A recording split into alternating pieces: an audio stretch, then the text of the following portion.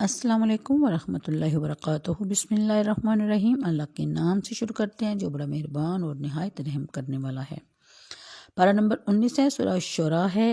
اس کا پہلے ہم تعارف کریں گے۔ یہ سورہ جو ہے وہ مکہ میں نازل ہوئی، یعنی مکیہ ہے، سوایہ ہر کی 4 آیتوں کے۔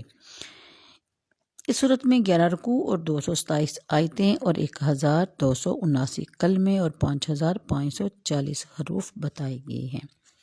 پہلی آیت کے مطابق کہ یہ آیتیں ہیں روشن کتاب کی، یعنی طاسین میم، تلک آیات الکتاب المبین، یعنی قرآن پاک جس کا اعجاز ظاہر ہے اور جو حق و باطل سے ممتاز کرنے والا ہے۔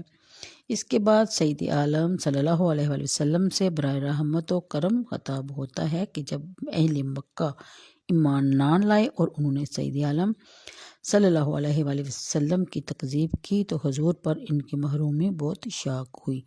اس پر اللہ تعالیٰ نے یہ آیت کریمہ نازل فرمائی کہ آپ اس قدر غم نہ کریں، اگر ہم چاہیں تو آسمان سے ان پر کوئی نشانی اتاریں کیونکہ ان کے اونچے اونچے ان کے حضور جھکے رہ جائیں، یعنی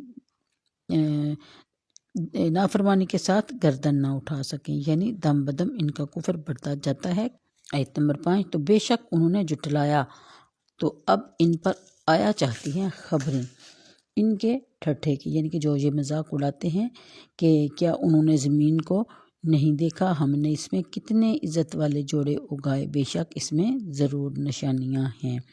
اس کے بعد بیان فرمایا جاتا ہے کہ یہ وعید ہے اور اس میں انذار ہے کہ روز بدر یا روز قیامت جب انہیں عذاب پہنچے گا تب انہیں خبر ہوگی کہ قرآن اور رسول کی تکذیب کا کیا انجام ہے۔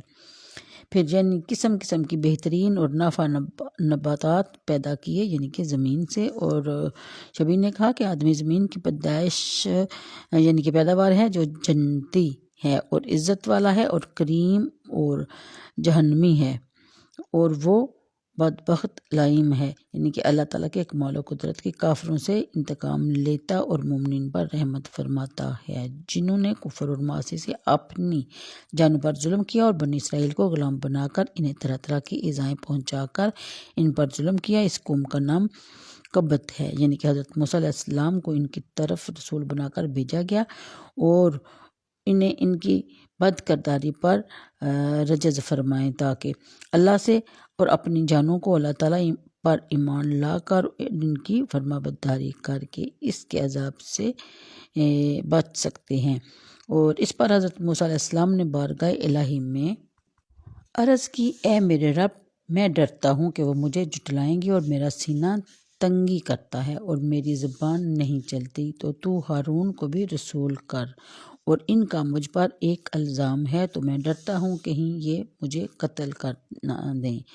فرمایا یوں ہی نہیں، تم دونوں میری آیتیں لے کر جاؤ، ہم تمہارے ساتھ سنتے ہیں۔ یعنی یہاں اس بات کا ذکر کرنا بھی ضروری ہے کہ حضرت موسیٰ علیہ السلام نے صغر سنی میں آگ کا انگارہ اپنے منہ میں رکھ لیا تھا، جس کی وجہ سے ان کی زبان میں لکنت پیدا ہو گئی تھی اور ان کو بات کرنے اور دوسروں کو سمجھنے میں دشواری پیش آتی تھی۔ اس لیے حضرت موسیٰ علیہ السلام نے حضرت ہارون کے لیے دعا فرمائی اور حضرت موسیٰ علیہ السلام کو شام نبوت عطا کی گئی۔ اس وقت حضرت ہارون علیہ السلام مصر میں تھے، اور قتل کرنے کا ذکر اس لیے فرمایا کہ ان کے ہاتھ سے ایک قبطی کو یعنی کہ ایک قبطی مارا گیا تھا، اور اس کے بدلے میں وہ لوگ حضرت موسیٰ علیہ السلام کو تلاش کر رہے تھے کہ اللہ تعالیٰ نے حضرت موسیٰ علیہ السلام کی درخواست منظور فرما کر حضرت ہارون علیہ السلام کو بھی نبی کر دیا۔